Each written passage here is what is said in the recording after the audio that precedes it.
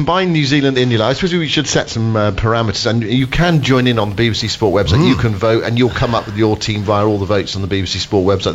This will be our team, and you can come up with your team if you go to the BBC Sport website, and you can cast your vote there. So, where are we playing this game? Are we playing? I didn't think of that. Oh dear, I'm off to a bad start. Are we playing it in England, or are we playing it in the subcontinent? Or let's say England, perhaps. Okay, because this game is being played in England. Correct. So, because if you played the subcontinent, you're starting to get tricky already, Simon, aren't you? Crikey, I've been sitting there for the last half hour putting it together.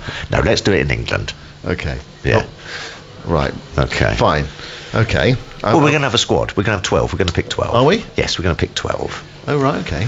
Yes. Good. Just in case conditions. Well, yeah. So, it's in the lead up to this game that the weather forecast is set fair. Yes. And the pitch is relatively dry. Not much, a bit of grass on it, but not a green top. Yeah. Normal. Not really dry. Yeah. Normal pitch. Okay. Fine.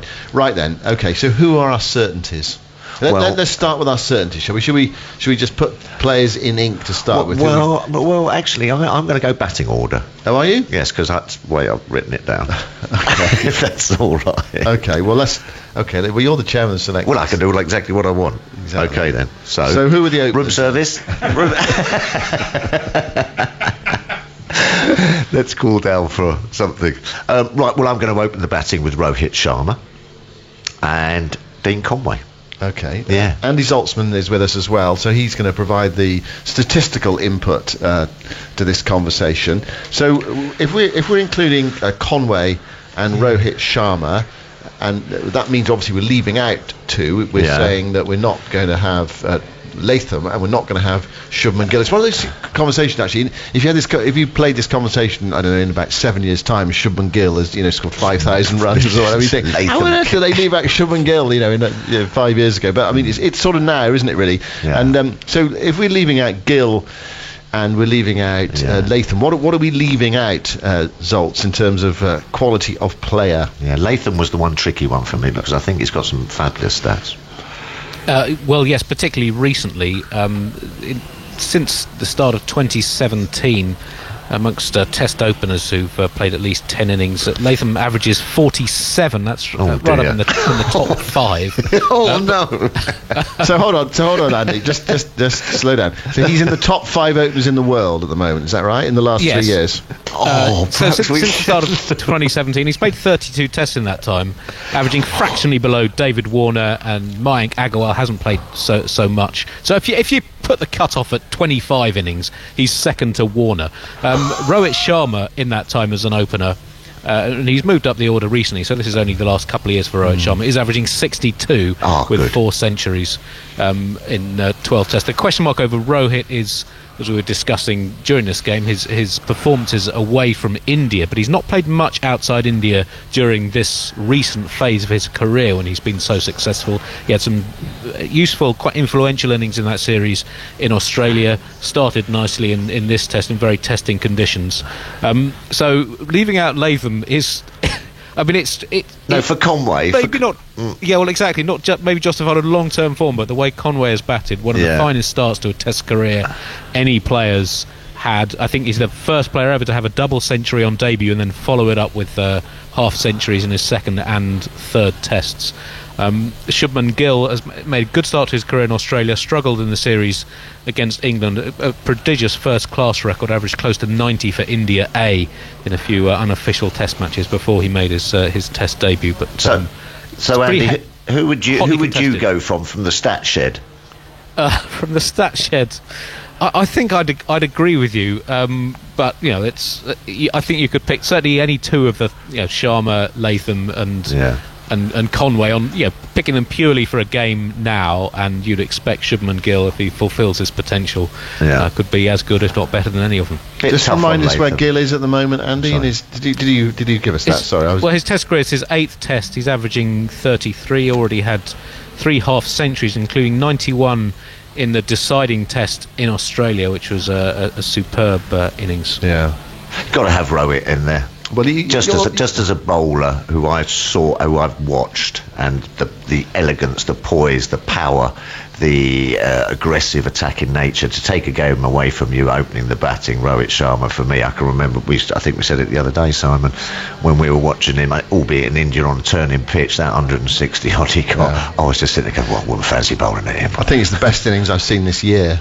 There you go. Rohit Sharma, that innings he played in the second Test match, fantastic. Also, you want a bit of delight in your life as well. There you go. You want a bit of. This is an attacking side we're picking here. Yeah. Well, you're the chairman selector. Yes, exactly. I'm going out for the all-out win and everything. A little bit tough on Latham, but from what I've just seen of Conway, he just seems to have the all-round game, doesn't he? I mean, fabulous start to his Test career. Pretty good. That's a pretty good opening partnership there, and slightly more restrained. I think they'd be a good foil for each other. Yeah. Left and right-handed combination. Well, that's the other thing I was going to mention: the left-hand, right-hand combination. Yeah. So India have got 2 right-handed openers, and New Zealand have got 2 left-handed openers. So we feel we're going to have a left hand and a right hand. Yes, what a good point. I must remember to jot that down. A lucky mistake. Okay, so we've inked in then Conway and Rohit Sharma at the top of the order. I mean, I think 3 and 4 kind of look they don't really present too many problems. Kane Williamson at 3. Yes, it's just which way you want to put them in. You're leaving out Pujara, of course. What's Pujara's case to get in ahead of Williamson, Andy? There isn't one. Lovely. Fair enough. Pujara, in his last sort of 15 or 20 tests, hasn't been nearly as productive as he had been beforehand. Had an extraordinary series in Australia, I think 3 or 4 years ago, but since then has lost his capacity to turn starts into centuries. I think his last 9 50s, he hasn't made 100.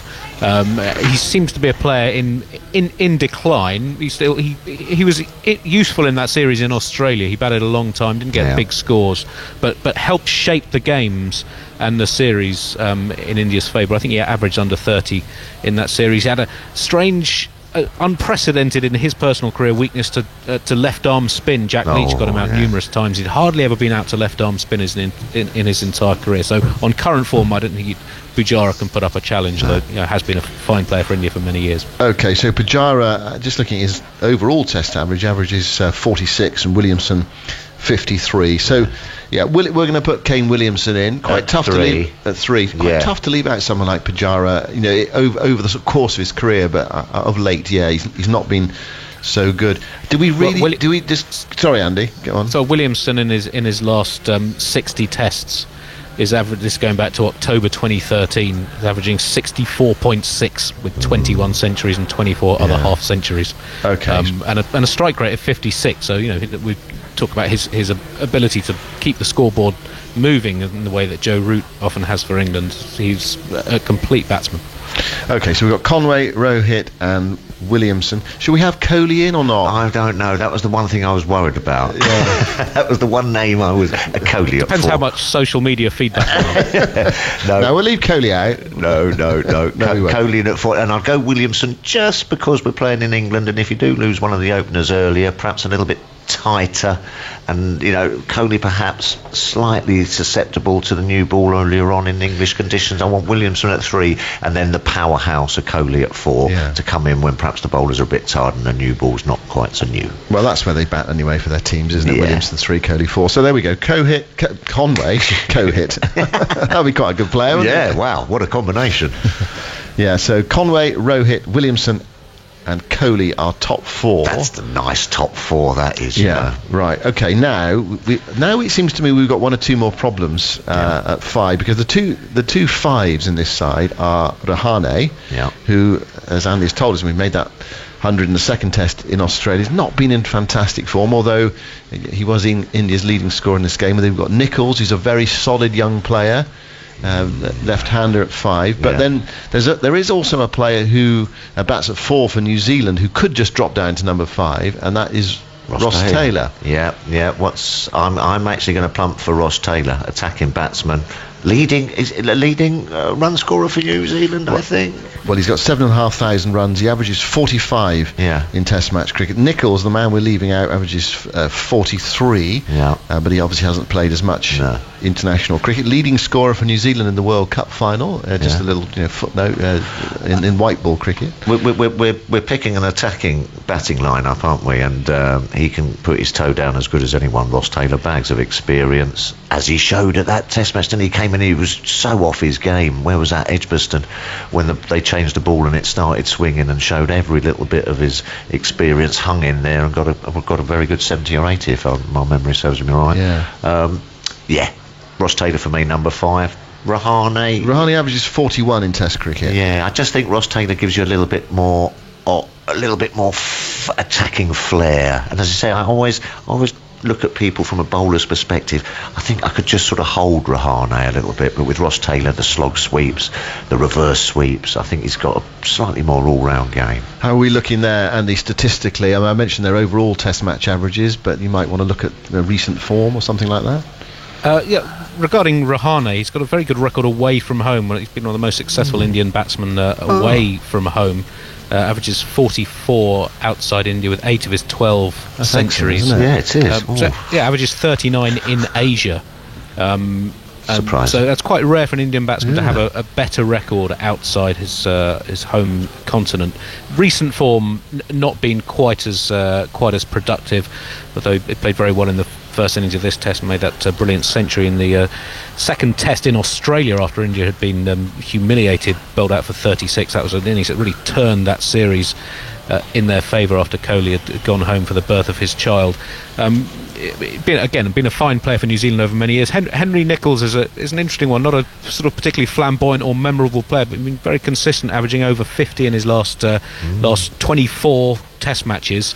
So on recent form, you might have him above Taylor, but Taylor long term, not only averaging close to 46 in Test cricket, high score, made a 290 in Australia a few years ago, 19 centuries, strike rate of close to 60, and also a factor in Ross Taylor's cricket, which I think is an underrated part of selection, is he's been one of the finest slip catchers. Yes. In world cricket. In fact, I mean, in the history of Test cricket, there's very few fielders have a better catches per innings statistic than Ross Taylor over his long career for New Zealand. Particularly if you're leaving out Latham, also a very fine slip catcher. You might want Taylor in as your number 5. So does the stat shed agree with our 5? Are you giving us a thumbs up?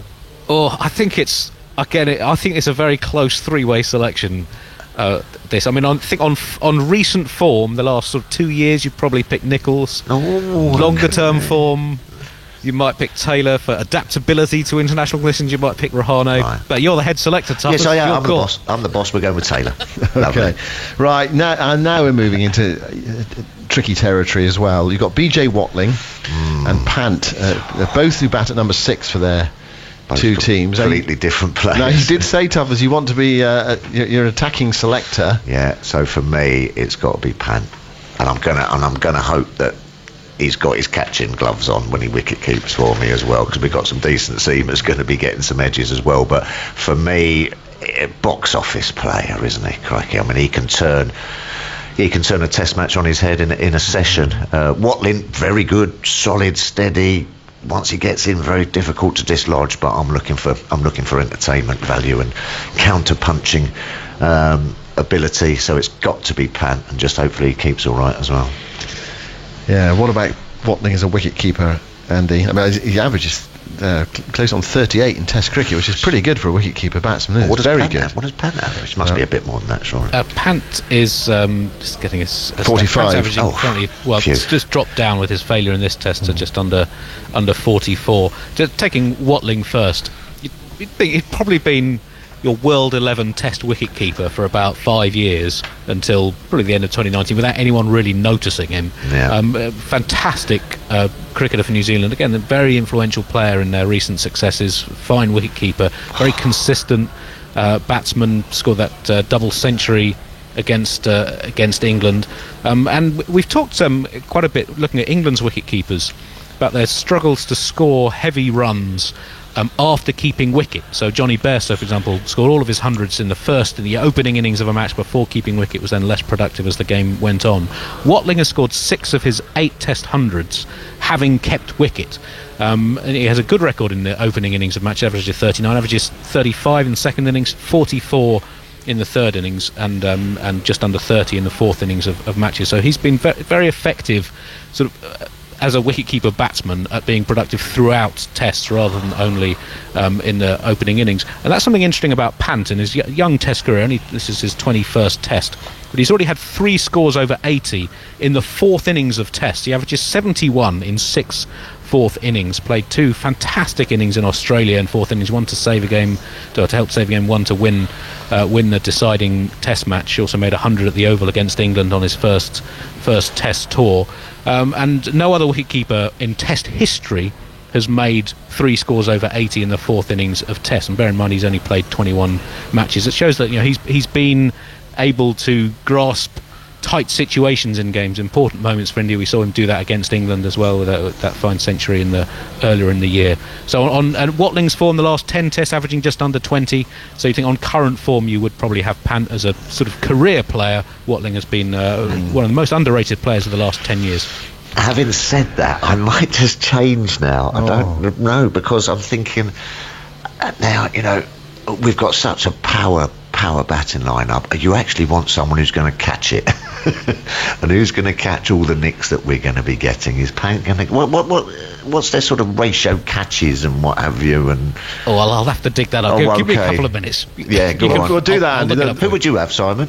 Well, I'd be loath to leave out Pant. I mean, I want to be, want to be entertained. I mean, I saw Watling's 11-hour double century in Mount Morgan. It was fine innings, but I think I'd rather watch 4 hours of Pant or 3 hours of Pant, but or even an hour of Pant. It's the only paid fielder on the field. Yes, I know. And you want him to be able to. It's a really tough. I'm not denigrating Watling at all. He's been fabulous. He's kept really well here. Brilliant, fabulous career. Yeah.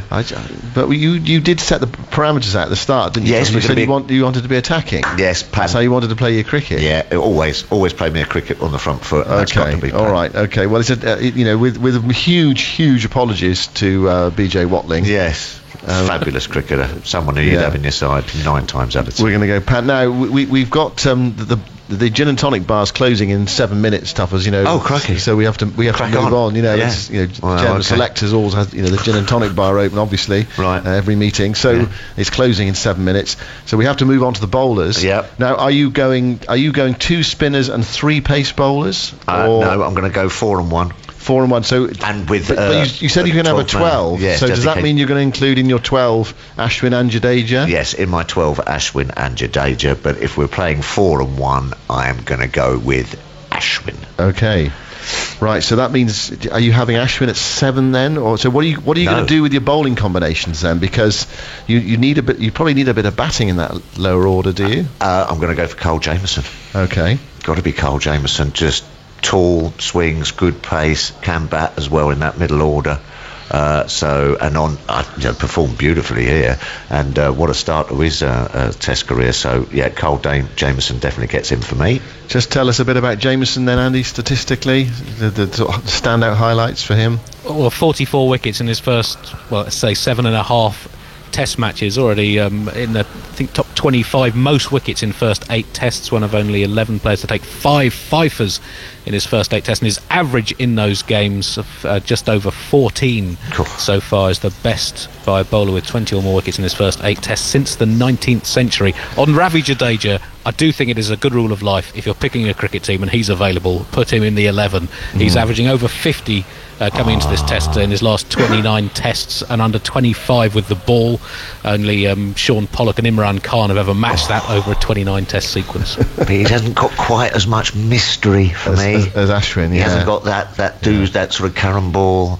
For me, Ashwin on flat pitches threatens both edges of the bat, where perhaps Jadeja doesn't. So you feel he's the better bowler? I'm going to go for the better bowling. I'm pretty happy with my batting line. Okay.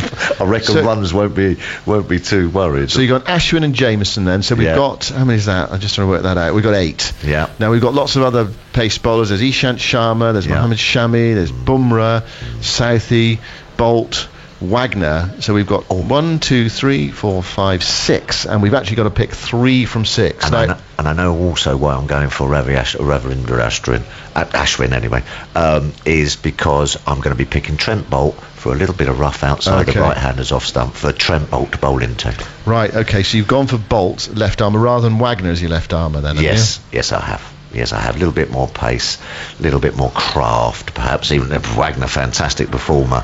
But, just got a little bit more about him.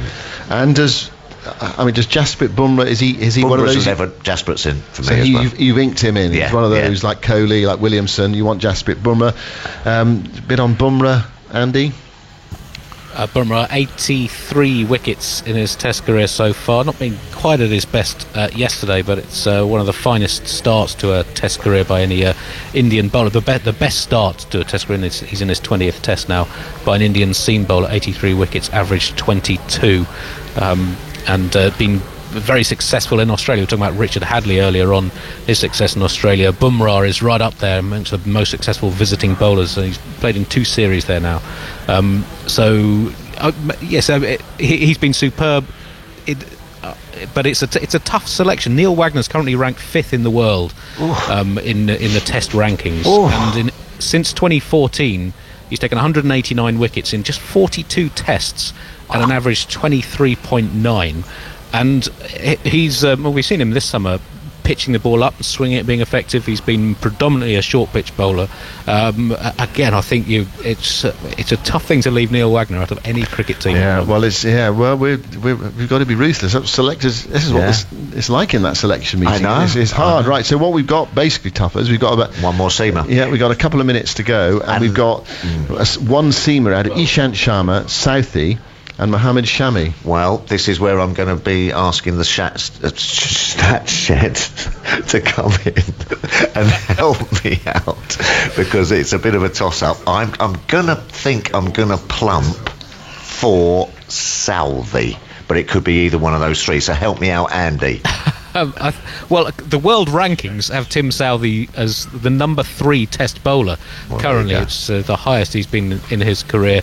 He's taken over 100 wickets in his last 20 Tests coming into this game. Only Hadley had ever done that for New Zealand. Even Jimmy Anderson never quite managed that for England, 100 wickets in 20 Tests in his career, averaging around about 20 in that time. But then, as we were talking about yesterday, Ishant Sharma's had the best 3-4 years of his career. I think 80-odd wickets in his last 20 Tests, average low 20s. Shami's been outstanding for India. But these are 2 really good teams. It's tough. I mean, being head selector is a tough job, and I think this is a very hard selection.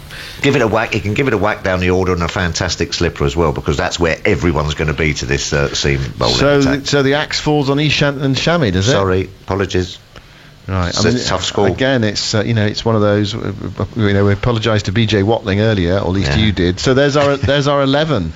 Not bad. That. It is Conway, Rohit Sharma, Williamson, Kohli, Taylor, Pant, Jameson or Ashwin, 7 or 8, whichever one you want there. Southee, Bolt, and Bumrah, and you said you were picking a 12, so just in case you thought it might spin. And the sun shines once in a while. Well, ridiculous notion. Jadeja.